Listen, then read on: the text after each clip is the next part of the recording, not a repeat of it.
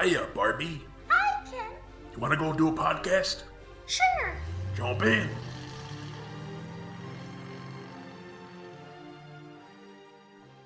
Ladies and gentlemen, Barbies and Kens, Kellys of all ages, and everyone else, welcome to Binging Barbie, a Barbie movie podcast. I'm your host, Jay. Now, usually I would have my co-host here, but he has something with work, so instead I have three wonderful guests here filling his shoes. So let's go around the table and everyone introduce yourself. I'm Bethany. I'm Emma. And I'm Katie. So we're here to talk about the 13th animated Barbie movie, Barbie and the Diamond Castle. Before we dive in, I like to start with an icebreaker question, which is, what is your Barbie history? Did you have any dolls? Did you watch any of the movies? Anything like that? Bethany, you want to start? Yeah, I can start. So I have a pretty extensive Barbie history. I had several Barbie dolls when I was younger, and I have an older sister, but she was very much a tomboy, and so I would always play with them by myself or with my neighbor. And yeah, I don't even remember like what kinds of stories I would do with them, but they were just like around, you dress them up, and like it was a lot of fun. We also I can't remember if it was we had these DVDs or I just watched them so much from the library that it was basically the case that we had these DVDs, but the three that I remember watching growing up were Swan Lake, the Fairytopia one, and Princess and the Pauper. And in fact, I was remembering today that I had this board game that was Barbie Swan Lake board game.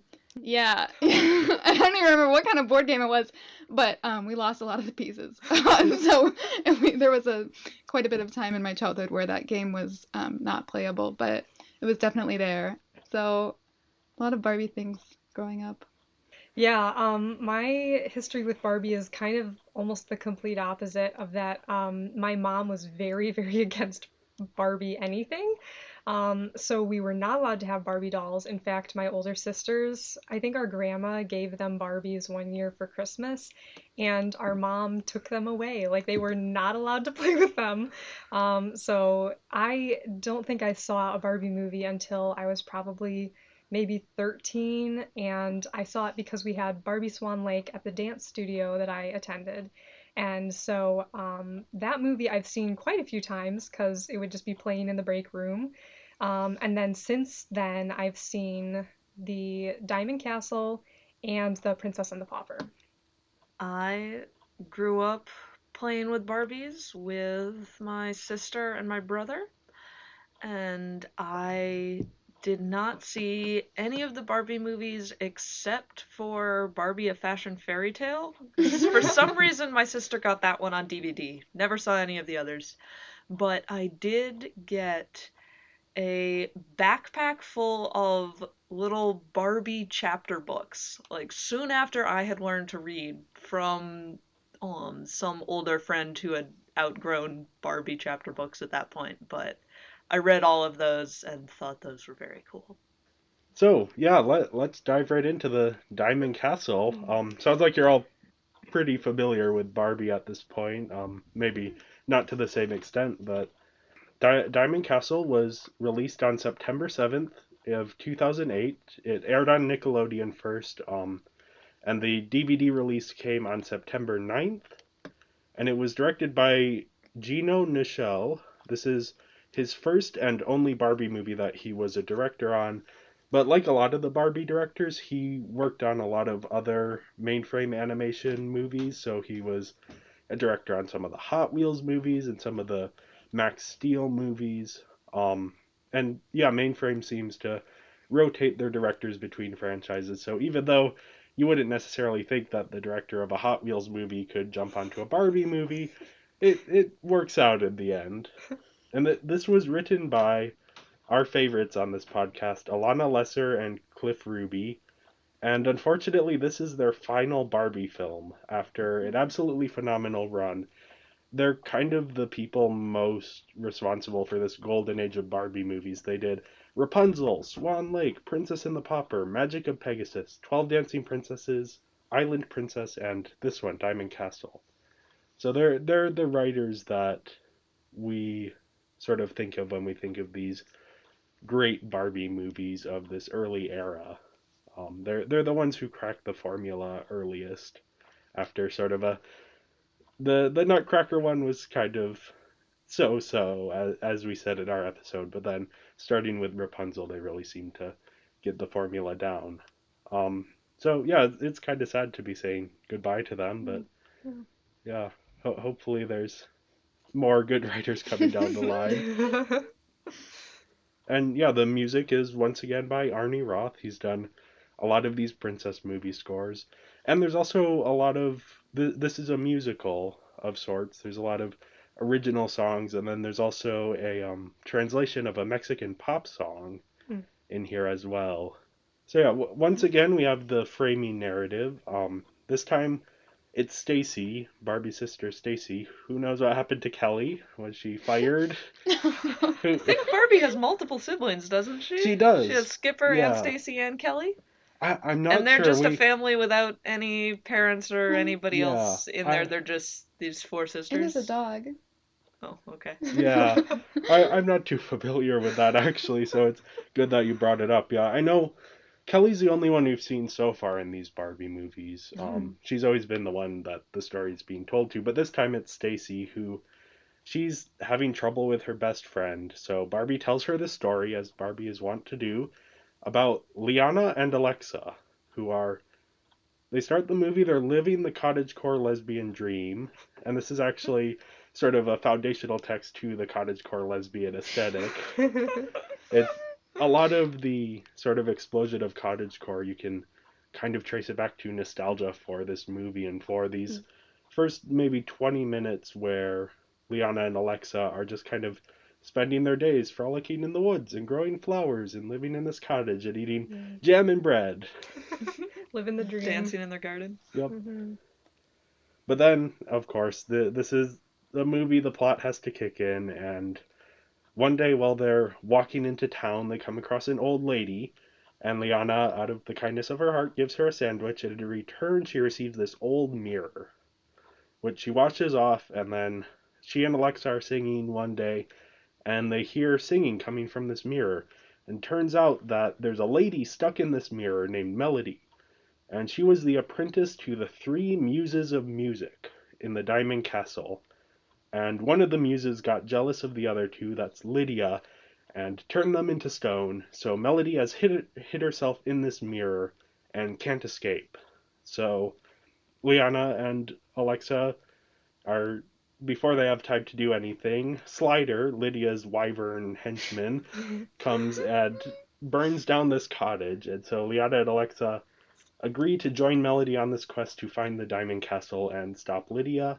Along the way, they meet two dogs, some roguish men, a troll. They go to an old manor, and eventually Lydia captures Alexa and then Liana. And to save them, Melody promises to show Lydia how to reveal the Diamond Castle. And then they have to kind of all band together to defeat Lydia. Melody smashes her mirror to keep Lydia from finding the castle, and then Lydia disappears down a whirlpool of her own making, kind of explodes into magic light. We don't know what happened to her. And then out of sort of desperate to find this way to say Melody, Liana and Alexa realize that the song that Melody taught them was the key to revealing this castle. They sing it, the castle emerges from the lake, Melody's fine, but oh no, Lydia, she's still around! Rides in on her dragon, and then Liana and Alexa use the power of friendship and the muses' instruments to defeat her once and for all.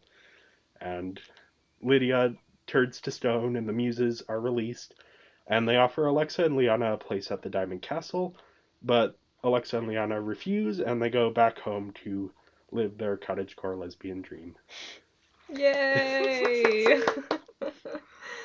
So yeah, I mean, first thing to talk about is this Barbie movie is kind of revolutionary in that even though Liana and Alexa are referred to as friends throughout the movie, like, there's something more going on there. I don't think that's controversial to say.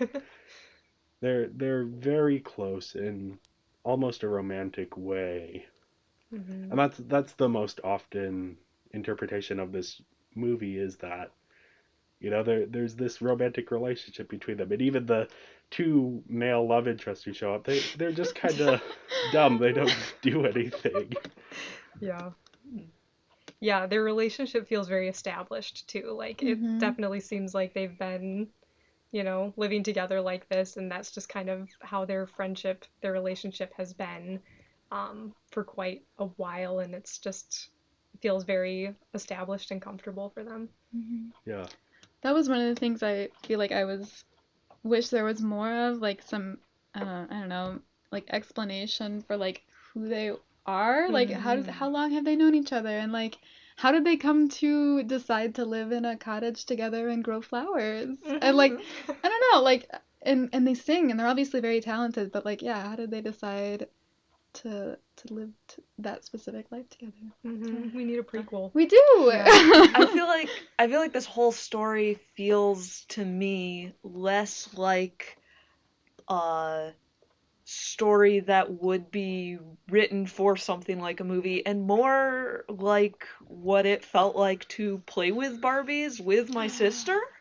That, like, let's pretend our Barbies are best friends and let's live in a cottage and then let's go on an adventure and find two puppies in a field of flowers and, like, get, maybe a little bit hungry or something, but never have anything actually that bad happen on this journey. And that, like, there's and maybe like there's some boys somewhere, but they don't matter that much, and really we're the ones who want to save the day, and so we'll go off and save the day and they'll do whatever, and we'll have some sort of generic shallow mean girl as the bad guy, and eventually we'll live happily ever after, and it doesn't really matter like how we got here or whether this is a like um realistic story or whatever. We're just two kids playing with Barbies and they're best friends and they can sing amazingly well and do all of these fun things that we would want to do.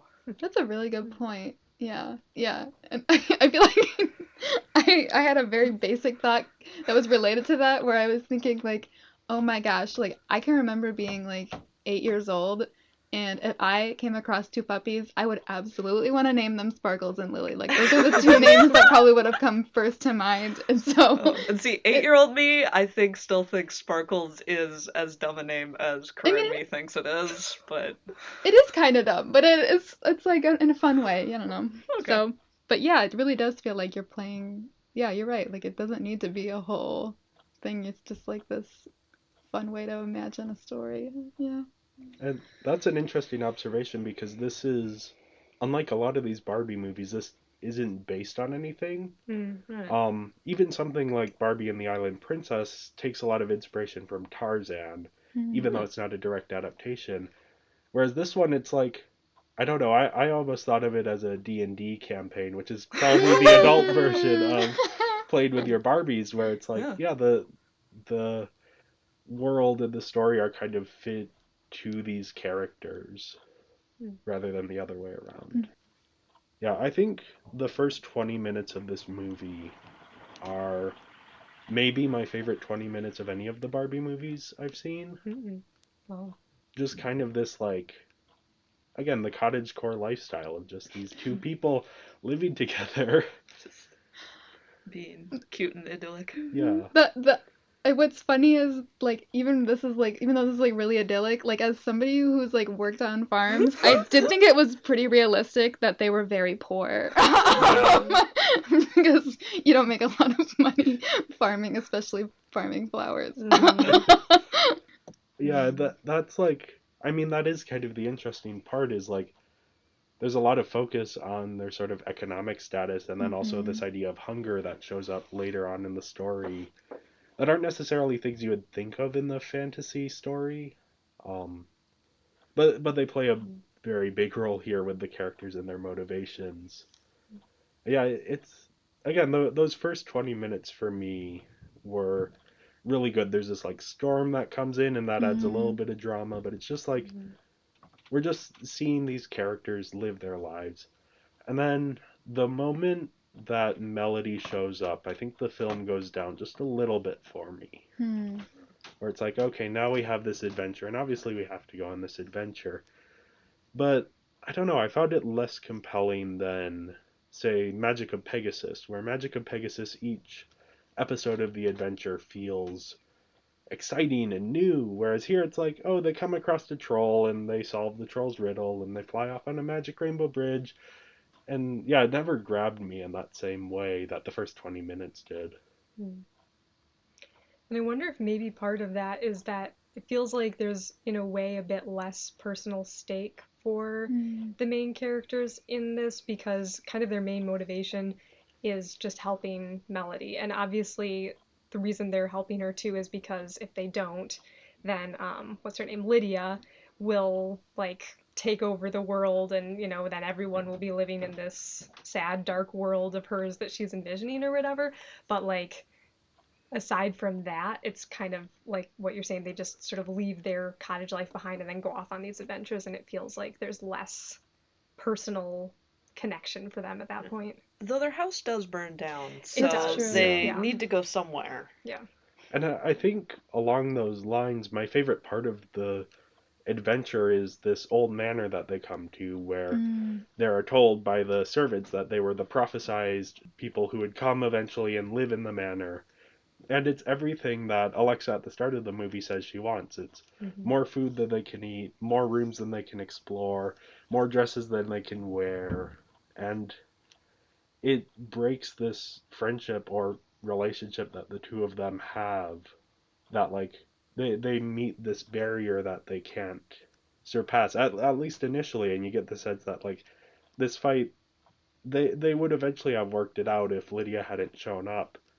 But that's the most personal that the stakes get, I think, where it's just very like putting them, just the two of them, they're the conflict. There isn't any of this external, Lydia's gonna end music. It's just very interpersonal. Yeah, I kind of wish there had been more of that throughout the rest of the movie. Right. It's a pretty small bit of the movie, especially considering that with the framing narrative, that's like the point of it, that Barbie is telling Stacy about it because of that, to help Stacy work this out with her friend. Yeah. And I don't really know why they chose to put the framing narrative there at all. I feel like you could do the story without it, and that you don't need to have that explicit moral there. But Yeah, and this is whatever. we had a lot of Barbie movies without the framing narrative, starting with Princess and the Pauper, and then the last movie, Mariposa, had a framing narrative. Now this one does, and spoiler alert for next week's episode, the next movie does as well. So I find it kind of interesting, yeah, that, like you said, that it doesn't need to be there, and that it maybe doesn't quite connect to the rest of the story of like this search for the Diamond Castle, which is kind of just an excuse to get them on the road. Yeah, the stakes are vague here, and I think that's maybe an issue. Sort of the end of music. Right. Yeah, who knows what that means. Yeah. It's just kind of like, and some of these Barbie movies have had like very specific stakes. Well, I'm thinking like the end of music, if it's like anything like that bar scene, like if there's no music, then people Then everybody gets really mad and throws mashed potatoes at each other. Yeah, like everybody's gonna start throwing food and so Lydia might change her mind real quick. That'll get rid of music idea if that starts happening. Yeah, I don't know. It's not as well established as, Magic of Pegasus is maybe the closest to this movie, even though it's a very different movie fundamentally. But in that one, it's like, okay, Barbie's entire village and parents have been frozen and they will die in 3 days. And so she has to, assemble this magic wand to save them. Whereas here it's like, the end of music. What does that look like? Who knows? Yeah. And yeah, it for me at least, and feel free to disagree with me on this, but for me at least, I didn't feel that connection throughout the whole story. It certainly feels more like the point is for them to be on this journey and to do things with their friends and have just enough overarching conflict to justify the journey, but that it isn't actually strong enough to be this really driving narrative. It's just like, oh yeah, we need something to have something to justify the existence of this journey. Yeah, it's not character driven; it's plot driven. Mm-hmm. To use maybe more fancy terms there. Yeah. Yeah, and like I said, the various episodes on the adventure, if they were more compelling in and of themselves, I think I would like it more. But I like the scene where they're at this pub or tavern or whatever it is, and they're, singing for their food. I like that element of, but I don't know, that scene, maybe because of the weird dancing puppies, never really landed for me. And yeah, then the troll is like, it's a troll. Oh, and before that, it's Lydia and Slider show up in the woods, and then they get rescued by the men in a way that, like, a lot of these Barbie movies have been sort of challenging that idea of Mm-hmm. the prince rescues the princess, but then in this one, it's like the men rescue the women, and that's kind of, and obviously it later kind of reverses that, but Mm-hmm. yeah, I don't know. I think another part of it is I just don't like the male quote unquote love interest that they introduce. Mm-hmm. Though I feel like they also do a lot of, well, the puppies specifically like roll their eyes a lot at Yeah. the male characters, but like the Liana and Alexa are kind of dismissive of it as well. And again, it sort of feels to me being being a kid, like in, I don't know, third grade or something, that was like some boy who like kind of said he liked me or something, and I was like, yeah, whatever. Like, you're my friend, I'll still play with you sometimes, but mostly I'm just gonna play with my own friends and ignore you. And Yeah. it felt kind of like that dynamic. Okay. Yeah. Something I thought was interesting, and maybe I'm reading too much into this, but the fact that the, quote unquote, I guess these guys are like identical twins kind of felt like, like we don't really want to make like love interests for both of these characters, and so we'll just like make one person and split him in two. Saves us some time. Yeah. I would assume so, especially like budgetary reasons. Yeah. Yeah, like they knew they weren't going to develop those characters any further than they did, so Yeah. they just left it at that. No, I agree. Like, I didn't really like their characters at all and was quite relieved when they got left behind at the Rainbow Bridge scene of just like, yep, this is a good place for you to exit the story. They did come back later, but Yeah. yeah. I will say I really did enjoy their guitar picking skills. Yeah, there was some, we can talk about that when we get to the music Yeah. section.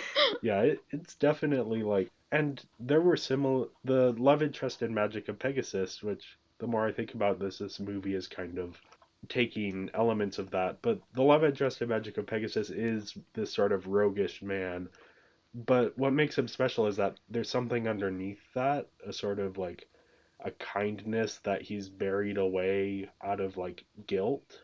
Hmm.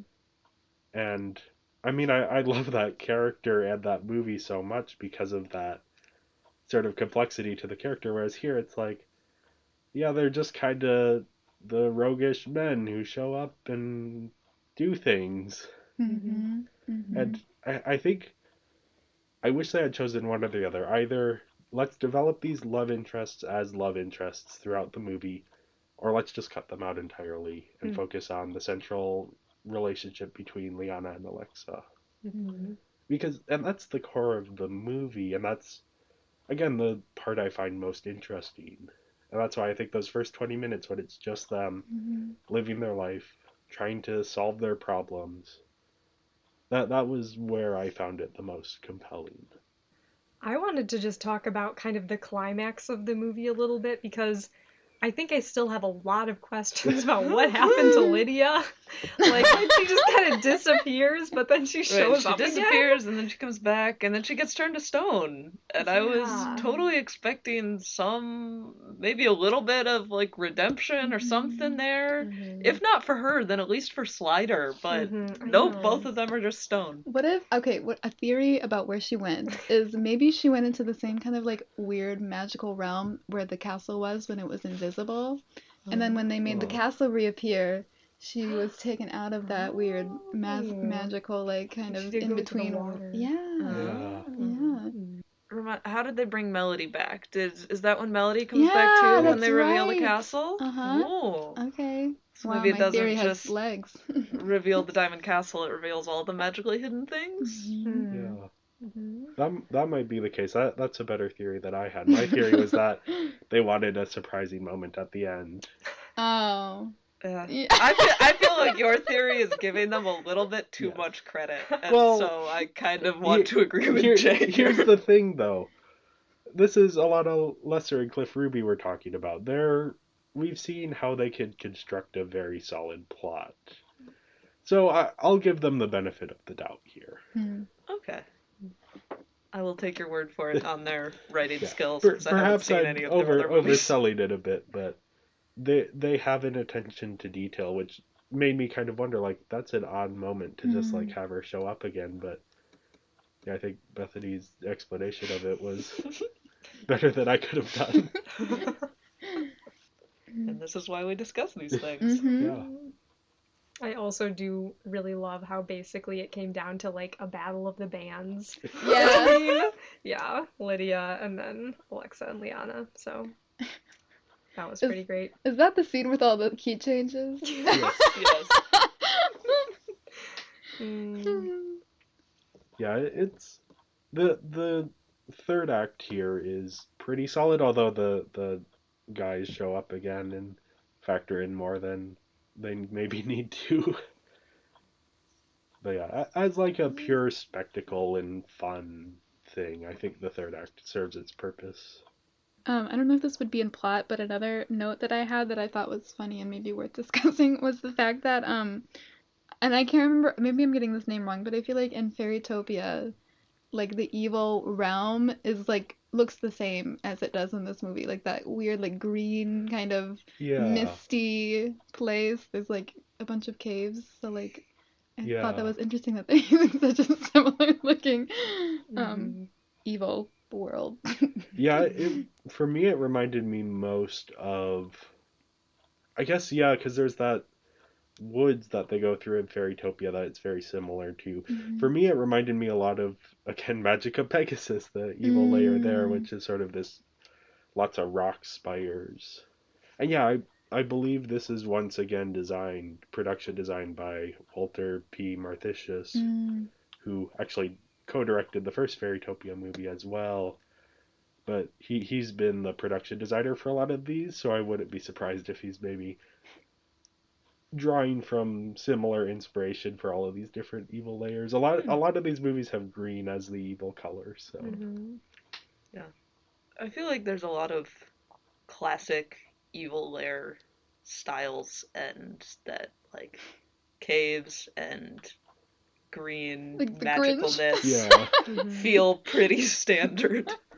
Though the spiky stuff all over the place, that's cool. And the green lava. Yeah. That's maybe an animation thought, but yeah, it's worth bringing up. So yeah, overall I gave the story a 4 out of 5. I liked it. I think it could have been a lot better. I think the first 20 minutes though, really solid. I give it a 3.5. I also gave it a 3.5, and I think like I would say I enjoyed it overall, but there were just kind of a few plot hole confusing moments maybe that didn't quite make it for me. I gave it a 4. I think that watching it, imagining it being something that I would play, like this is a story I would play with my Barbies as a child, made me like it a lot more and see the story differently and in a better light than I would have otherwise. Yeah, so next up we have the characters. So first on the list is Liana, who's sort of the Barbie character this time around. She's kind of the typical Barbie protagonist. They're always kind of from the Nutcracker, kind, clever, and brave. That Yeah, is pretty much. Yep. Sounds about right. generally she's optimistic. I like the moment where she gives the sandwich to the old lady. That sort of moment of kindness. And it's not even the old lady isn't even asking for it. They just pass her on the road. That's something I noticed rewatching it with you all was that it's not like inspired by anything. It's not something she's responding to. She's just like, oh, that lady looks hungry. Let me just hand over. Even though they are poor, they can only afford jam and bread, and they're going off to the village to sell their last flowers. I found it a touching moment. Overall, I think she's better with Alexa there. She's a good foil for Alexa, and I think Alexa is maybe the more interesting of the two. I feel like I don't see a ton of character development of either of them, that they start out pretty, what was it you said, like clever, kind, and brave, and continue on that way. And it seems like they're really good friends, and they've been through a lot together, and then they have this little place where they disagree and go their separate ways, and then they come back together again. And that is sort of, they maybe think, oh, this might break our friendship, but it doesn't, and then it just becomes like one more thing that they're like, oh, we got through that. And it doesn't feel like it changes either of them a whole lot. I might push back on that. I think for Alexa, because she starts the movie out with this desire for something more, and maybe she's happy but not content. And then I think the arc of the movie, or at least the intended arc of the movie, is Alexa learning to be content with Liana, which is part of why I read this relationship as somewhat romantic. Is this sort of like, it's this love story where they're like, they've been together and they're learning to trust each other again. And this is often the case with these Barbie movies where when there are two major characters, the one who more visually resembles Barbie is the one who kind of stays kind, clever, and brave, and then the other character has the bigger arc and is maybe allowed a bit more freedom to stray from that characterization. There's sort of this idea of who Barbie should be. I don't know who exactly is passing this down, but like a Mattel idea of like, Barbie should be this role model, so maybe we can't have her mess up too much. But then if you have a supporting character like Alexa, you can have those flaws kind of come in a little bit more. It's like Jesus and the disciples. Wow, okay. Yeah, that's not a terrible example. Yeah, I think this just speaks to my lack of experience with the Barbie movies, in that I think one of the biggest things that I feel like I felt about Alexa and Liana was just how perfect they were, and it felt like they didn't really have many flaws, if any. But I think that's probably pretty typical for Barbie movies, yes. So yeah, that's very much the case. There's occasionally they'll put in a few little character flaws, but usually it's the supporting characters who get the bigger arcs. Which, yeah, Alexa, I mean, as a character, she has that sort of that kindness, that cleverness, and that bravery as well. But the contrast with Liana, that's where I think it is more interesting. And again, I'm saying this having seen a lot of these Barbie movies, so I can tell like pretty immediately, oh, this is how this Barbie character is different from the other Barbie characters. Or at least I hope I can. What did you all think of Liana and Alexa's relationship in the movie? I know we've kind of touched on it quite a bit, but kind of specifically. I don't know. I feel like I was I thought it was, I don't know, some of the discussions they had I feel like were like nice ways of depicting like how like people should work things out together. I will say that like as somebody who's like familiar with the Barbie movies and I've heard about this one, everybody's like, "Oh, this is the gay one." And like as somebody who is gay, I was like, okay. It's like really like, oh, this is like piqued my interest. And I feel like obviously it's a children's movie and it's from 2008. So I was like, oh, they just seem like really good friends. I don't know.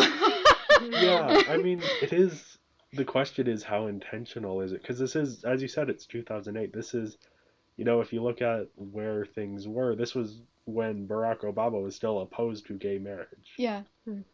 Like, and these movies are, Mainframe Studios is a Canadian studio, and a lot of these talent are from Canada, where, you know, Canada is maybe a little bit more progressive on these things, but even still, this is also made for an American audience. And so, yeah, that is kind of the question here, is how intentional is this subtext? For me, I think I had the opposite way to it, where when I first saw this movie, that wasn't an interpretation that even was in my mind. And then I revisited again later and was like, oh, wait a second, there is like more to this relationship than just a friendship, or at least what I would imagine a friendship would look like. And obviously, friendships come in all different shapes and sizes. But I do almost feel like there's a little bit of intentionality there of having this queer couple in a Barbie movie, even if they can't say it. But then I do also see the opposite side, where it's like they don't say it, so you can't really. Yeah, it's that, like, the fine line between, like, just kind of your, like, a typical maybe representation of, like, a really close female friendship, or is it like, no, like, they're a couple and they've been together for years. But yeah, I feel like the, you know, what do they say? Best friends today, tomorrow, and forever. Yeah. Like, that's pretty intense. And, you know, exchanging heartstone necklaces. Oh, yeah, that's right. Yeah, I can't remember exactly the context of this, but when Alexa stays back at the manor or whatever, and then there's a scene where Liana is just like talking to Melody, kind of gushing about Alexa and like their friendship and how she's worried about her, something like that, and like to the point that she doesn't see Slider sneaking up on her, and it's like, all right, you're very preoccupied right now. Yeah, and it is interesting. This isn't the first time we've had sort of hints at an LGBT couple in these movies. The last big one was in Barbie Island Princess, where we have Sagi and Azul, the red panda and the peacock, who are sort of the Barbie character's adoptive dads. What? Yeah, and I know nothing about this they movie. act So. like a married couple. That's so cute. And yeah, it's the kind of thing of like, I wouldn't be surprised if, again, Cliff Ruby and Alana Lesser, who wrote the Island Princess, are maybe trying to sneak something in as well. And especially because everything I've read about this movie online is about how significant this was for a lot of, especially young queer women, growing up and seeing this very close relationship and almost a romantic relationship, and maybe not realizing at the time that that's what they wanted, but then later revisiting it and realizing, oh, this is where like a thing people can relate to. And that's part of why I bring up the cottage-core lesbian aesthetic. This movie is kind of foundational to that as well. Yeah, I can't speak too much to that experience. This is just what I've seen online. It is also worth noting that at the end of the movie, Liana's dress mimics the colors of the lesbian flag, and Alexa's dress mimics the colors of the bi flag. That's right. And they do fly off on a rainbow together. Oh my gosh. So, there's that. Yeah, if this were made today the exact same way, it would be unavoidable to say, yes, it was intentional. I think the fact that it was in 2008 maybe puts a little bit of a question mark there. I feel like I need to watch it again now. Because I feel like the first time, you know, like, I was just, like, trying to figure out, like, what the heck was going on, and now, yeah, I feel like I kind of want to, like, just kind of sit and, I don't know, pay more attention to that. So next up we have Melody, who is trapped in a mirror. She's part of the, well, it was once, I guess, they're the throuple, the three muses, and then they bring on this fourth person, and then eventually the throuple kind of reshuffles a bit. Yeah. I wonder what their intention was in having an apprentice, because it seems like they're like immortal beings. Right, so And, why, like, were why they would hoping- they need another one? Yeah, Are were they they, going like- to be four muses of music now? Or Or were they hoping what? to like overthrow Lydia and like replace her this whole time? Or maybe Like, they were just gonna make Melody into a princess of music that they make. Oh yeah, They put crowns on that's Liana right. and Alexa at the end Mm. and say, "We pronounce you princesses of music" or something. It's just, because you got to put a crown on somebody at the end of a Barbie movie. Mm-hmm. yes. And maybe that was what was going to happen to Melody. They were like, "No, actually, now we got an open spot. You can be a muse." Mm-hmm. Yeah, the idea of them planning on replacing Lydia, that maybe makes her a more sympathetic villain. Yeah. Mm. But yeah, I don't know if there's an answer in the story for why. But yeah, as a character, she's fine. Mm-hmm. I think it is maybe a little bit infuriating that she can't stop herself from singing. Yeah.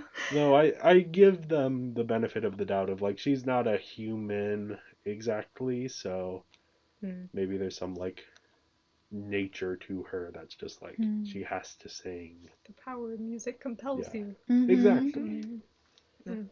Yeah. I did really appreciate the moment when her character is like, I would rather never escape from this mirror than give you the key to the Diamond Castle, and so she breaks the mirror. Yeah. Like, that felt like the kind of self-sacrifice that we don't quite see from anybody else, and I appreciated that. Mm. Yeah. It's a good moment for her character. Maybe the best moment in the movie for her character. Mm-hmm. This is only slightly related to her character, but is it just like, is it assumed then in this world that playing music allows them to do anything? Because I think I was kind of like surprised when she threw herself into a mirror using her music. Yeah, Right. it's magical. I think the flute itself was magical. Mm-hmm. And then just her being a muse. Well, I guess Liana and Alexa play the music, and that's magic as well. And the Barbie movies have always been loose with the mechanics of magic, so Mhm. it's not Not high necessarily. on their priorities list. Yeah. Next up, we have Jeremy and Ian. We talked a bit Wait, about that's them. their Yeah. names? Yes. It's just like, these are people I went to school with. I'm telling you, this is just two third graders playing with their Barbies. Yeah, they're the twins who are the quote unquote love interests by default. Right. But only barely. Yeah. They're just like the same age. They're like moderately attractive. They're The in British here- accent. Yeah. I have a lot to say about that when we get to voice acting. They're in here because you need a Ken. Mm-hmm. Which is odd because some of these movies have actually not had like an explicit Ken character, a love interest character.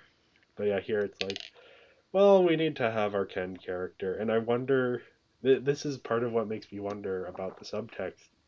If it was a Mattel saw the script and was like, ooh, this people might start to question. Let's just kind of like, Mm-hmm. or maybe it was, the writers themselves being like, oh, let's avoid any suspicion here. Now I'm trying to think back, because usually when they have two female characters at the center of these who grow really close, they try and also have like a love interest for at least one of them. Yeah, I do.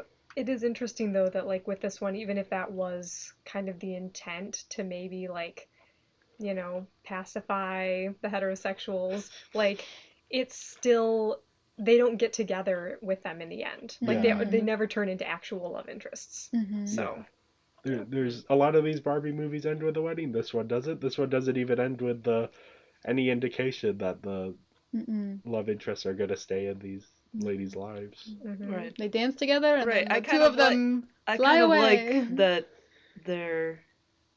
they come in a couple times in the story, and then they are the people they dance with, and then that's kind of all we see of them. And I feel like, again, like with the fact that they're like identical twins, and even like especially in the end, they're like wearing the same outfit. And it's like like this person like really does not matter. Like there's no weight given to that character, and I feel like that maybe is just another indication that it's not a serious thing at all. So Right. Yeah. mostly the story is about Mm-hmm. these two female characters helping their friend, and then the guys are only in it barely on the side sometimes. They do have, I will give them, they do have a certain roguish charm. Mm-hmm. And their guitar picking skills. Yeah. Mhm. And they have horses, which is proven to be useful many times in the plot, right? Yeah. Next up, we have Lydia, who's the maybe a bit generic villain. Yeah. But she's Pretty got generic. great style. She Yeah. does. Oh my gosh. Good layer, good style. She Mhm. can sing well. Mm-hmm. Yeah. She has one song that's Right. very short, but It's a cool song, good. though. Mm-hmm. She plays a mad flute. yeah. Disappears herself into a whirlpool and then shows up again. Iconic. Yeah, I love, like, I mean, just the first time she showed up, her style was just on Mhm. point. But then I also love when they kind of do the little flashback scene and show her with the other muses, and like she is the Still goth. got that She style. is, she is the goth muse, and like of course she had to be the villain because that's how she looks. Right. So much leather. It's great. Maybe they were like, conspiring against her, like, oh, we gotta kick Lydia out because she doesn't want to wear the golden laurel leaves. Like, Or she's upstaging us all Yeah. with her fashion choices. I wish she had a more compelling motivation. Mm-hmm. Like, even something as simple as, like, she thinks the muses are trying to get rid of her. Mm-hmm. Even if that isn't the case. Though maybe that's a bit complex for a... For a movie aimed at 8-year-olds, Yeah. it might be. I don't think so.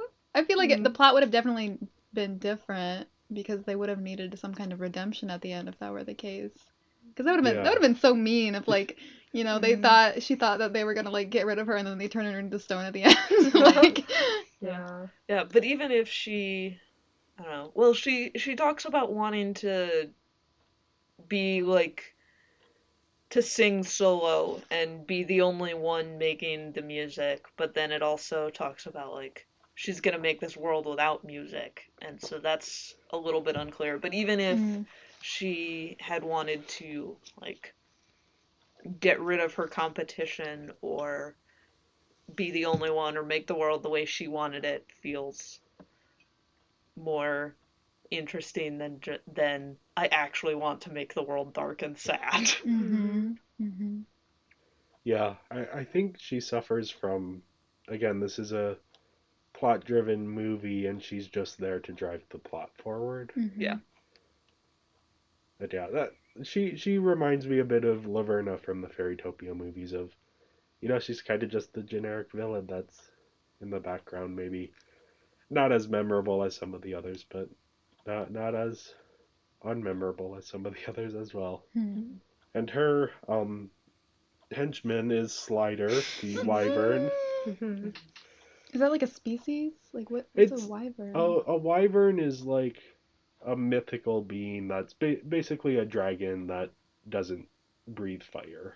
Okay. Oh, is that the distinction between them? I believe so. I mean, it's the kind of thing of like, because there's no single definition of what a dragon is. So. Right, so it's just depending on what fantasy series you're currently reading.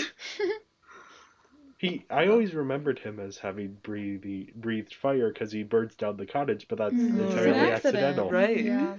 Knocks the chair in the fire. In fact, maybe I was like misinterpreting this, but it looked like that accident happens because he got like burned by the fire. Like I thought there was like a kind of a singeing sound, which if he's covered in scales, like exactly. I wondered why he was that sensitive. That seemed a little confusing to me, and yeah, I think I'm reading into this a little too. Well, he wasn't like shiny in a way you would expect scales to be.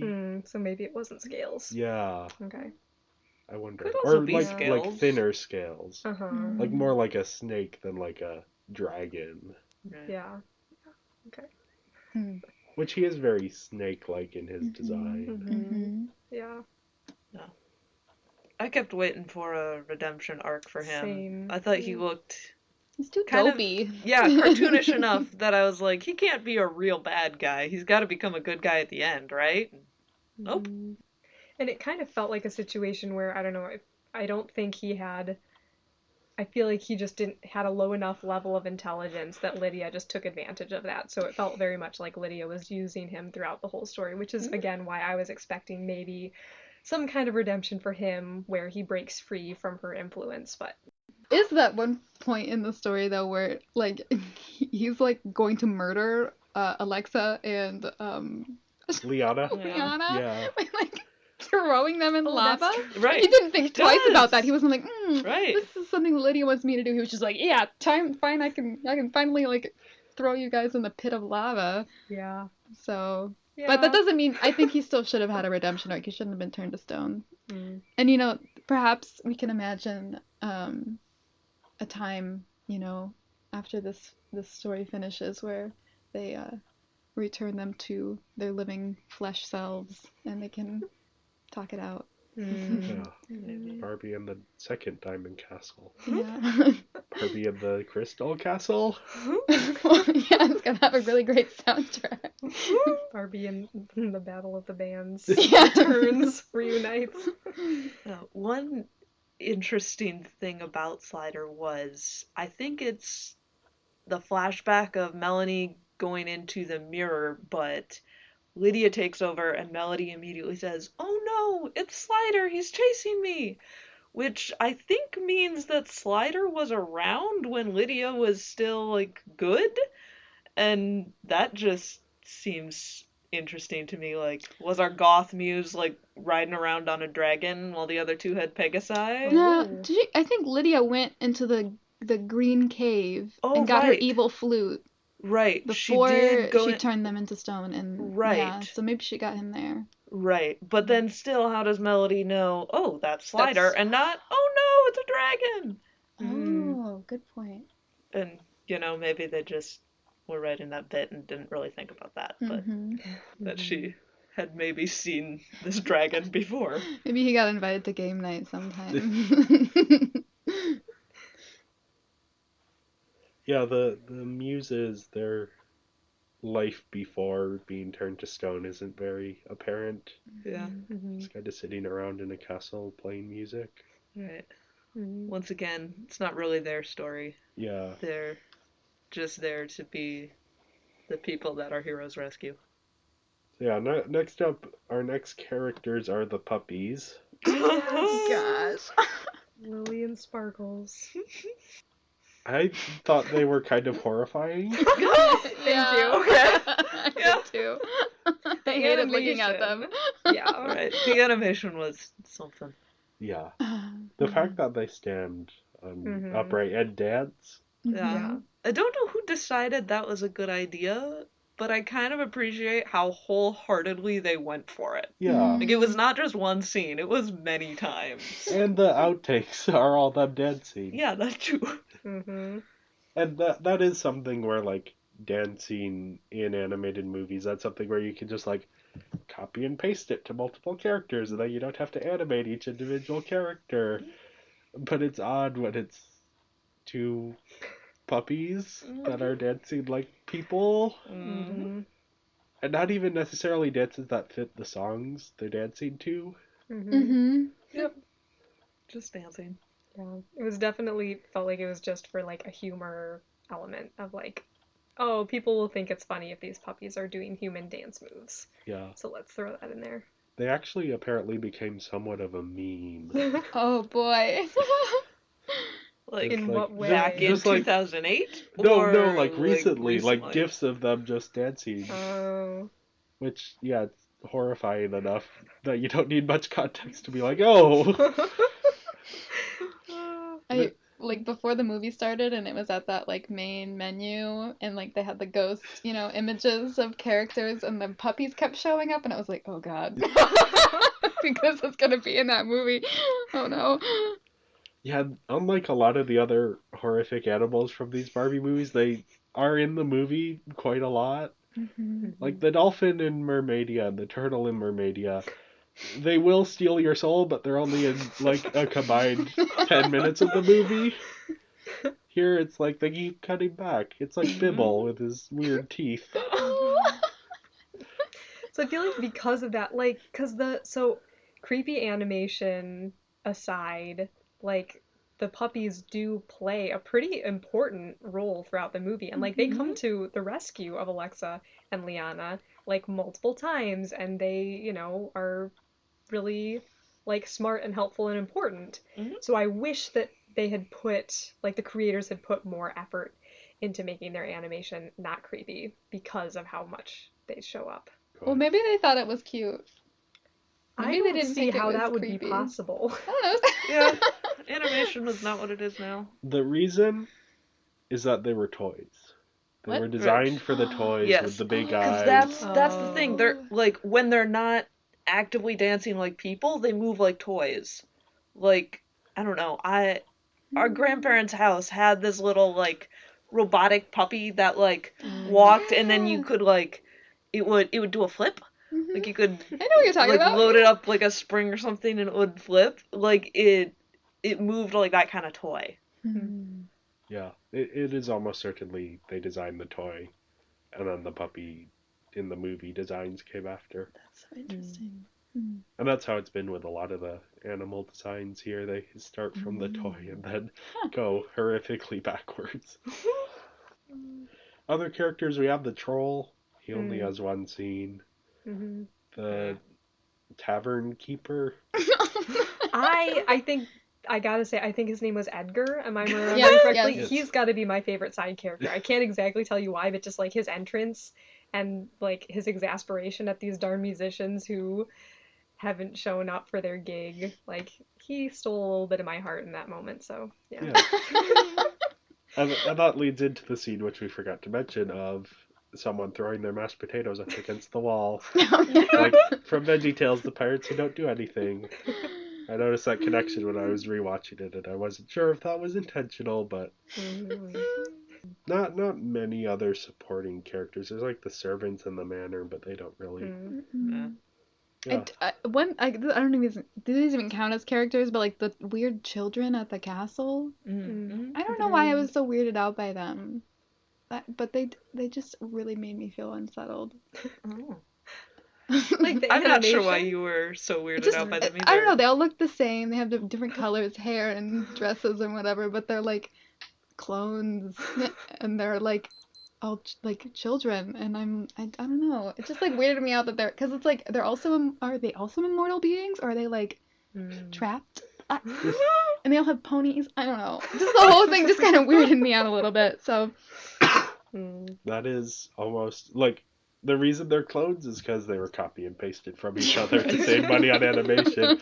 The reason they have ponies, I think that might be Magic of Pegasus. They have the three little girls have little Magic Pegasus, and they actually paint the sky for sunset and sunrise. is this like the same universe, you think? I don't think so, but the muses of music would make sense in Magic of Pegasus because that's also inspired a little bit by Greek mythology. So overall, I gave the characters a 4 out of 5. Again, Liana and Alexa, I find very interesting in their relationship. I found very compelling. So that kind of brings up the score a little bit, where I don't think any of the supporting characters grabbed me in the same way. But I want to give it points for what they did with Liana and Alexa. I gave a 3.5 again, and I think like I don't know, I didn't find any of the characters like particularly compelling, but I did, they were some really fun details. So I gave a 3, and I don't know that I've got a super great explanation for that. I gave the characters a 2.5. I don't feel like there were any that I was that interested in or that I saw a lot of change in throughout. Yeah, I think that's fair. For me, comparing this to a lot of the other Barbie movies, I felt this was pretty strong, which, again, these are straight to DVD Barbie movies, so. So yeah, next up we have animation. I think I was maybe more so. I feel like the quality of animation just overall is probably pretty on par with the rest of the Barbie movies, right? Yes. Which is not great. So kind of leads to some creepy moments like the puppies, or I don't know, just like certain things, motion, movements of skirts or clothing just does not look realistic, whatever, but like that's to be expected. But I guess I more was making some notes on like some of the design aspects that I really enjoyed. So just like their cottage is so cute. The design of that, like I want to live there. It was really wonderful. Yeah, it inspired an entire like Aesthetic. cultural movement. So Yeah. And kind of related to that, just I think the flowers throughout the movie were quite, like, it seemed like some attention was put into those. Both at their cottage, there were a lot of nice flowers and foliage, and when they're in, like, that flower field, I thought that was really beautiful. And then at the very end, there's, like, these really nice kind of time-lapse flowers re-emerging from the ground and blooming that, I don't know, there was some nice animation there. Yeah, I guess the only other note I had was I really also liked the design of Lydia's flute a lot, which it's like these two snakes. I mean, just like the design of that, I don't know how to describe it. It's like double-barreled flute with like snake mouths and stuff. So, yeah, it's pretty cool. I gotta say, I was a bit disappointed with the animation here. Compared to all of these Barbie movies have been sort of on a curve, getting better and better with animation, and this feels like the curve is starting to maybe stall a bit. And I wonder if, because as these movies are going on, I think they're making a little bit less money for Mattel, and so I wonder if they're maybe starting to cut the budget a little bit. Because there are moments and character designs that really work, and then there are just moments and character designs that don't work. Like a lot of the backgrounds feel emptier than they have in other movies. Flatter, the ground is flatter. I think Alexa and Liana, the designs, they're new models, more stylized than we've ever seen before, and I think it works really well at sort of making them look better than Barbie has in any of these other movies, but the rest of the animation just wasn't quite up to par for me. I think especially the dogs. We're just gonna keep coming back to Yeah. that. We've talked about it enough, but yeah, it's I don't know, and I've already seen the next movie, and I think the next movie is more in line with the other Barbie movies in terms of improvement. So I feel like there's some kind of factor in here that's maybe hampering them a little bit with the animation. But I'm kind of worried that the sort of exponential growth we've been seeing in the animation quality is going to start kind of petering out here. So, yeah, I was a little bit disappointed. I feel like the only thing I have to add regarding animation is that I thought the horses had really interesting faces, almost as if they had drag queen makeup on. I totally missed that. Yeah. Oh man. Yeah, but other than that, I feel like I agree with what everybody has said so far. So. Yeah, I don't think I have very much to add animation-wise. I appreciated you calling my attention to some of those design things because I realized, oh yeah, that was really nice. I did like that. I think the only thing that really struck me about the animation was that it reminded me of VeggieTales, probably because like I wasn't watching a whole lot of things as a small child, but the early animation that I was watching was VeggieTales, and this felt a little bit like that. Yeah, and this is probably on a similar budget scale to the VeggieTales movies as well. So I don't know. I maybe went in with too high of expectations, but I gave it a 3.5 out of 5 overall. I love the design work as always. I think it's very well done, but I give it a 3, and I think, yeah, there were some like really cool details that I appreciated, but I think what you said about having like really flat backgrounds, like I feel like that was, yeah, I was just kind of like bored with a lot of things too, so. Yeah, and I gave a 3.5, and just kind of for the reasons I already stated of like, it's not great quality animation, but there were some nice details that I appreciated. Yeah. I gave it a 3. I feel like it's not great, but it's okay for the time and budget level that it was. Yeah. Next up, we have the voice acting. We once again have Kelly Sheridan as Barbie. We're getting near the end of her initial tenure as Barbie, but she still has a few Can she more come movies back left. later? Yeah, there's drama that I'm gonna have to Oh, bring cool. up on the episodes where it's relevant. But yeah, she's playing Barbie the way she's played Barbie before.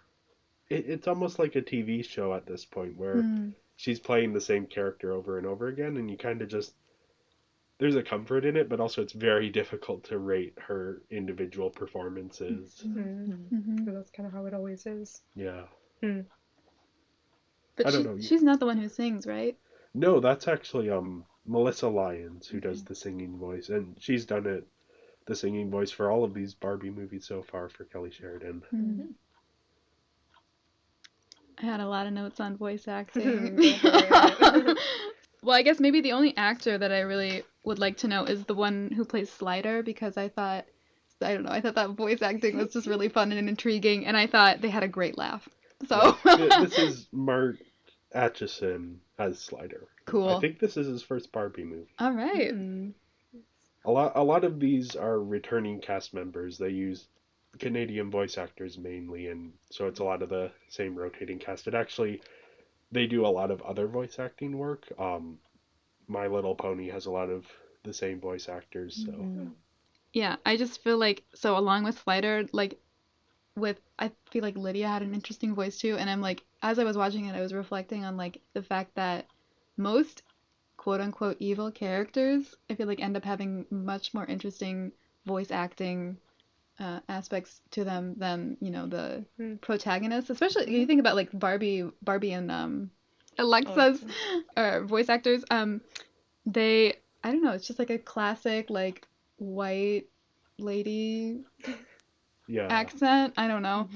And yeah, just not a very interesting kind of, nothing interesting going on there. But like Lydia and Slider had like really interesting voices, and yeah, I just think there's so much more fun to be had there. And I think that's the case not just with Barbie movies, but with things all around. I also love hearing animals that are obviously voiced by human actors. Just like thinking about that in the studio, like people just like yipping into the microphone and like yeah, I think it's funny. But the other things that I had to say about voice acting were the accents, because I feel like, so they all live in the same like village, right? But there are people who randomly have British accents, and it's not really like there's Maybe no they came rhyme or from farther reason. away. That's true. Yeah, I guess. But yeah, I just think it's funny that things like that happen, and it doesn't really make any sense. Also, I didn't love that. Oh, I don't know. The fact that the troll in the movie had an Irish accent was just like, huh. It's kind of just, use one Irish accent. That's where you put it. So. Yeah. So Lydia, who you mentioned, is played by Kathleen Barr, and she's in a lot of these movies, but most relevant to this role is she was actually Laverna in the Fairytopia movies, the villain there as well. And she does her own singing for this movie. Nice. The troll is played by Scott McNeil, which makes me wonder, based on that name, if he might actually be Irish. But so Scott McNeil is actually an Australian-born Canadian actor. Wow. Oh boy. So not Irish unless he's Irish by heritage. Jeremy and Ian are actually two different voice actors. Jeremy is played by Jeremy Frum, and Ian is played by Noel Johnson. I'm so Or sad. Neil They weren't Hodgson. actually Jeremy and Ian. Man, why would they get two different voice actors if they created this character as a pair of twins? That there's plenty of other times when you have a pair of twins that you just have one actor play both of them. Yeah. Yeah. And their voices are similar enough that it's. Right. Huh. Yeah, that is odd. Before, even in the Barbie movies, when they'd have had twins, it's usually the same actor. So How often have they had twins? Well, the They're- Princess and the Pauper, are they twins? no, No? but they are both played by Kelly Sheridan. Okay. Whereas in 12 Dancing Princesses, they have twins, and the twins are played by the same voice actress, which then leads to a bit of trouble when they finish each other's lines. And so it sounds like one person just had an awkward pause in the middle of their sentence. Oh no. So maybe that's why they got two Hmm. different actors for the twin characters here. Could be. Yeah, I think it was solid work all around for the voice acting. Accents were better than they usually are. Oh. There's been some really sketchy accents in these movies. I especially loved Cassidy Ladon as Liana, Hmm. or as Alexa. Alexa, yes. Okay. Hmm. I don't know. She just made that character more interesting with her voice. Hmm. I don't know if I can pinpoint a specific thing, but Hmm. yeah. And Kelly Sheridan, to be fair, she gets more to do with this performance than she usually gets. Hmm.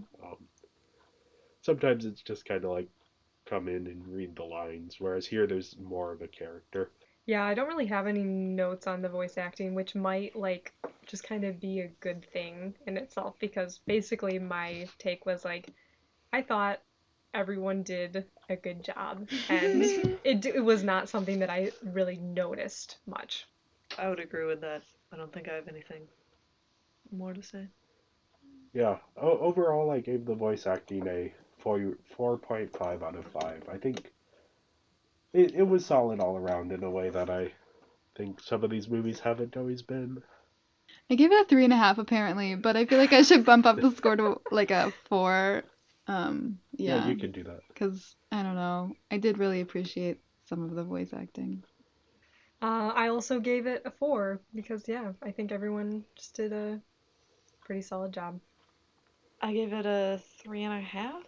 I feel like everyone did it quite well, but um, Barbie in particular, I think always just sounds a little bit fake to me, and that might just be a personal preference, but I wasn't a huge fan of that. Mm. Yeah, I was noticing rewatching it. I think certain line readings were maybe a bit off, but it's very much Kelly Sheridan has developed the Barbie voice, so she kind of sticks with it here. Yeah, last up we have music, which it's worth noting first that the musical moments in the movie are all diegetic. All of the Hmm. songs are happening both within the story of the movie and what we see. Right. There's some score. Well, yeah, but Yeah. the song, like the sung parts, are all diegetic, Sure. Yeah. which I don't think any of the other Barbie movies have. Any of the Barbie musicals have had that, Hmm. Hmm. which I thought it was interesting. Hmm. I had a very weird experience with the music in this movie because I had never seen this movie, but I knew or I recognized basically all of the songs. And so I'm trying to figure out how on earth I know these songs, whether I heard them at a friend's house as a young child or where I heard them that I know all these songs. Just came to you in dreams. And I wouldn't be surprised if my sister heard them somewhere and then just sang them around the house often enough until I knew them without knowing where they came from. That's probably pretty likely, but I knew them all without having seen this movie. Hmm. They are good songs, I think. Mhm. I like. I think my favorite is Two Voices, One Song. Mhm. Me too. Yeah. Yeah, that's kind of the. It's also just like a good. It's about Liana and Alexa, which Hmm. that I think throughout that has been my favorite part of every aspect of this movie. So Hmm. that it's their song kind of gives it some significance. Mhm. Yeah, I also like the instrumentation on that one of like how it usually had kind of the just more stripped down guitar of like them playing their guitars together and singing. So I enjoyed that. And just kind of throughout on that song in particular, and then throughout the rest of the movie, all the harmonization on the songs, I really Hmm. liked and thought that was nice. Other songs we have Connected, which is Hmm. based on a Mexican song from the pop group RBD, which is Tenerte y Quererte. So this is the English translation, well, sort of translation of the song. Yeah, Hmm. I remembered liking it more when I saw this before. I think Two Voices, One Song maybe grew in my estimation, and Mm-hmm. Connected maybe shrunk a little bit. I don't know if Mm-hmm. that's fair to say, but So the song Connected, the original, that was not made for this movie, no, that right? was not made for the And movie. do you know how it came to be part of this movie? I don't know. It must have just been the license was the right price. It's I think it's a good song, but it didn't stick out to me as much this time. Mm-hmm. Mm-hmm. Then we also have Believe. That's Which the one Is that the was one they that, sing in the bar? that's the one that No. Melody. Teaches them, and Oh, then they the Teaches key use them. song. to unlock the Mm-hmm. diamond Yeah. castle. Mm-hmm. That one's maybe the one that repeats the most, and I don't know that I like it enough to Mm-hmm. Mm. really. Yeah. For a lot of the other songs, I was expecting to get to the end and ask you all, where do I know these songs from? And to have somebody say, oh, it's, by such and such artist, and you've heard it on this whatever. And that one felt like, oh, yeah, I think this one was written for this movie. And apparently, with the exception of Connected, they were all written for this movie. But Yeah, that from one what I can especially find. felt like it. Yeah, the one they sing in the tavern is "We're Gonna Find It," Yeah. Mhm. Which is which impressive if they like improvs that, I yeah, like they, know. yeah, to be able to like ad lib a song together in Mhm. time, Yeah. pretty impressive. Yeah. and that is maybe the most non-diegetic part of the music is that characters catch on very quickly to the songs and know Mm, parts of the songs that haven't been sung yet, and mm-hmm, Right. They can also play any instrument that they pick up, it seems. mm-hmm, yeah, mm-hmm. Which, yeah, I mean, goes back to my first point of like how what are they doing in the woods? They have never been out of the village, and yet they are all so talented. yeah. It's the magic of living in this kingdom, I Yeah. guess. Yeah, I thought the music, and part of this has been every time one of these Barbie movies is a musical, I give it extra points. Mm, Because the way musicals work is you're able to expedite characterization mm-hmm, and expedite sort of explaining motivations. So I just think it works so well with these Barbie movies, the sort of fusion of the musical genre and the animation. mm-hmm, Um, so I always give them extra points for that. And yeah, the score itself is also pretty good. Arnie mm-hmm. Roth is a good sort of conductor, and I don't know if he composed anything for this. Usually he's drawing from classical pieces, but I think Mm-hmm. he might have done some original. Yeah, I noticed that there were a few scenes where it wasn't just like, your normal score of like classical music, princess, da da da, but there was like some score that had like some shoegazy guitar in it, and like it was interesting. It was cool.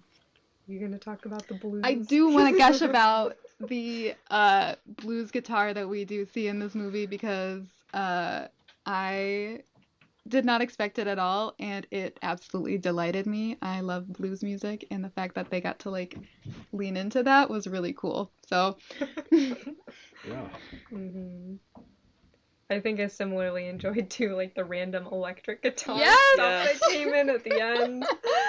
Oh man, yeah. There were some kind of unexpected musical moments throughout that were a lot of fun.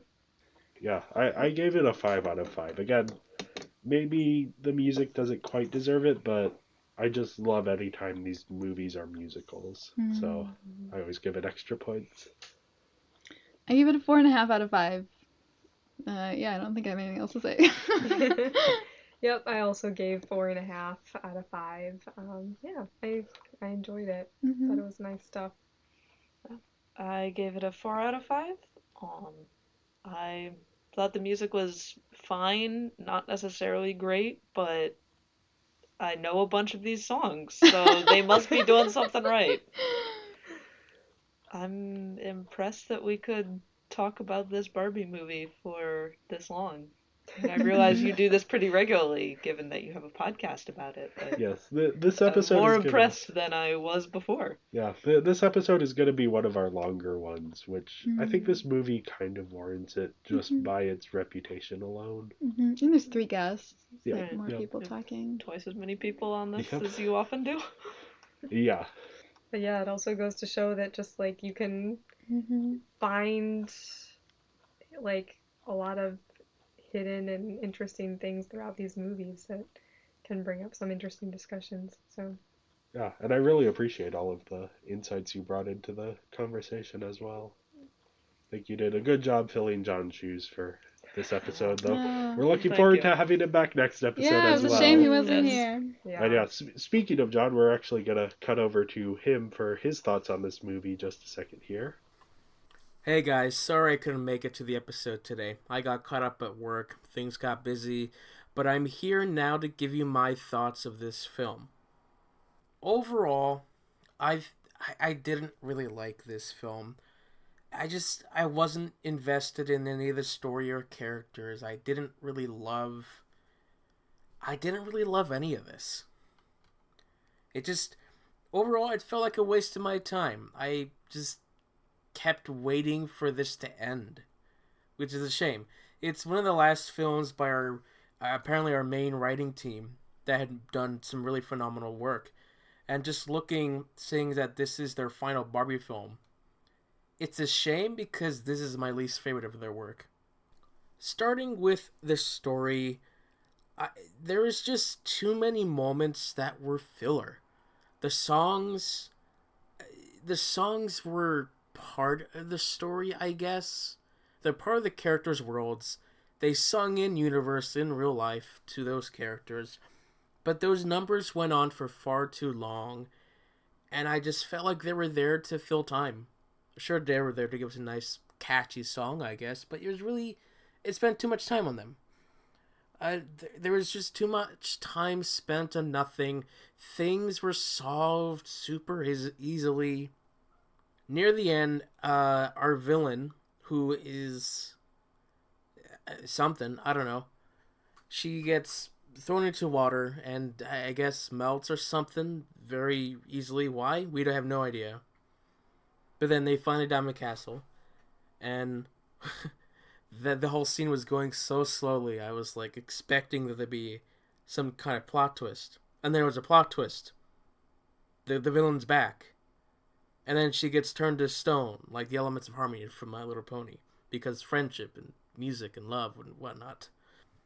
There's a point in the story where I think I really gave up in this film, was really when our characters broke up with each other.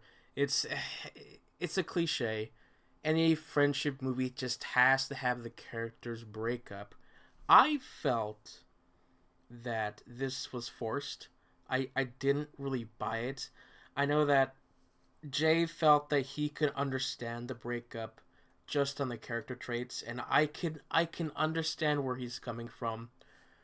But where I say that this is forced is because the moments that Alexa, funny name, was just struggling about, we never saw that struggle visually on her.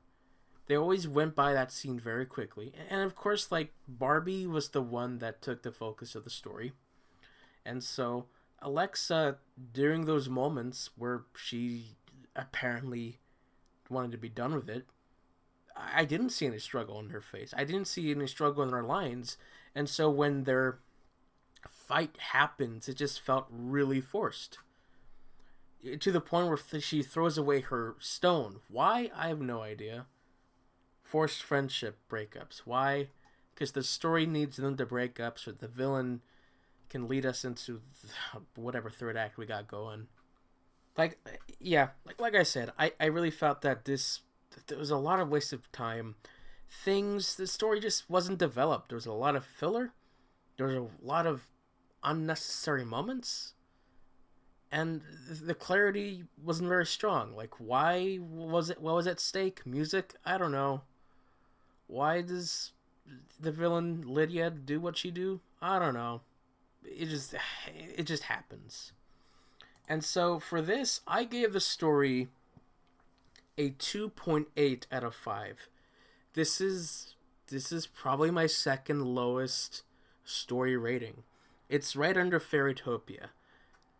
I have a lot of problems with Fairytopia, but I felt like there was a slightly stronger story in Fairytopia, which is shocking. But sadly, that's what I found here. Moving on to the characters, of course we're introducing Barbie's new best friend, Alexa, and the other character. Here we have Liana and Alexa. Barbie being Liana and Alexa being the other one. I don't know what her name is. But they're friends. I thought they were fine. They were fine. I mean, they worked together. I did enjoy their chemistry. But besides that, I didn't really care too much about them. They were just our typical Barbie characters that we've seen so many times. They're repeated. Melody, she's forgettable. We have the twins who are just the exact same. They're in the story for too long. They had nothing to offer. I don't know why. Lydia, she's just another villain. She's another Laverna, but weaker. She's also voiced by Kathleen Barr, which is not a choice that should have been made because Kathleen Barr has been the villain 3 times now. This is being her 4th time. Slider was fine. There's only one reason I like him, which I'll talk about in the voice acting section. The puppies had no right being in this film. They just added nothing. All the animal characters in these recent films have been adding nothing. They're just there to I guess, move the plot along to the next scenery station. And it just do it because, hey, I'm going to run this way now.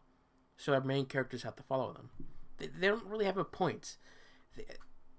They have this weird animation moment where they dance on their 2 legs. And it's disgusting. They don't look good. They're dancing. I don't get the appeal. So with characters, I gave the characters a 3 out of 5. They're not as developed as they could be. There's not that many strong, noticeable character. Moving on to animation, I thought it was a bit underwhelming. The backdrops, the scenery was just bland. There wasn't that many interesting locations except for the Diamond Castle, which is the big set piece. But it's only in the film for like 2 minutes. And yeah, that's a shame. There's not much else to say about the animation. I already mentioned the puppies dancing.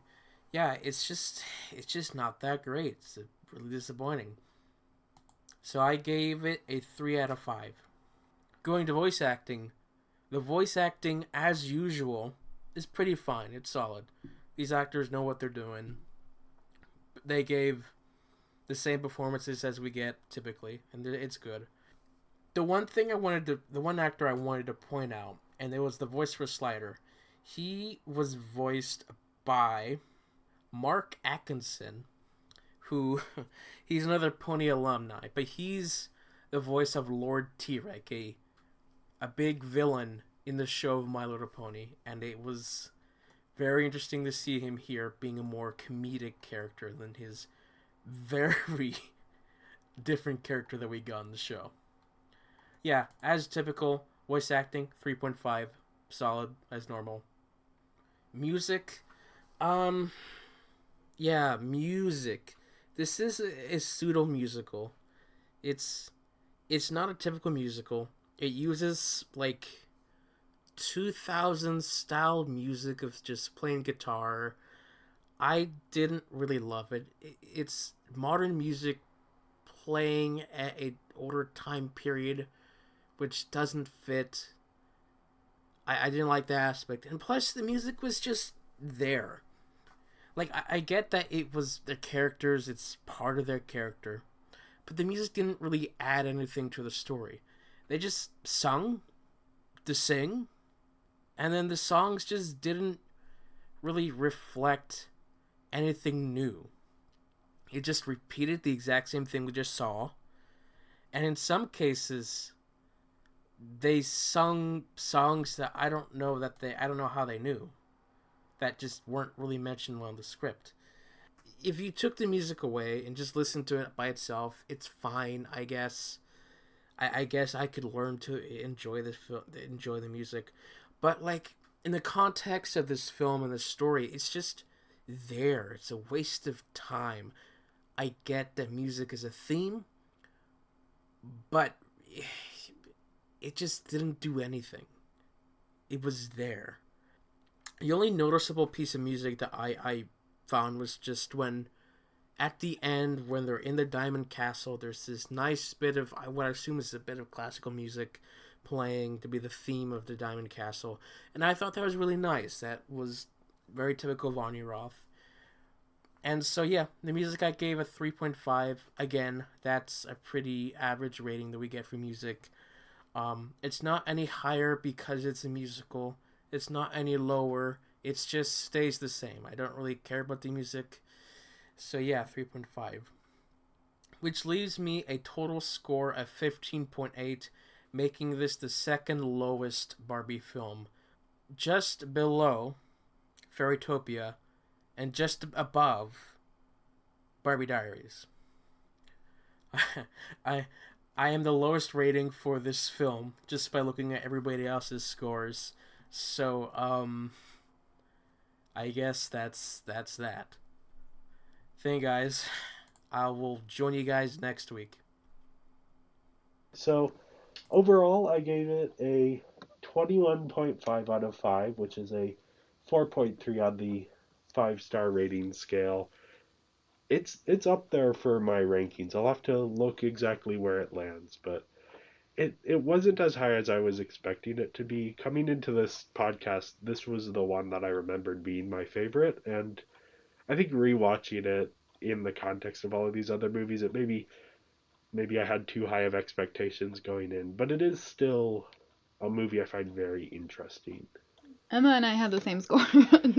18.5 out of total score and 3.7 out of 5 as the 5-star rating. And I feel like that makes sense. I don't know. I feel like that's actually a little bit higher than I was expecting.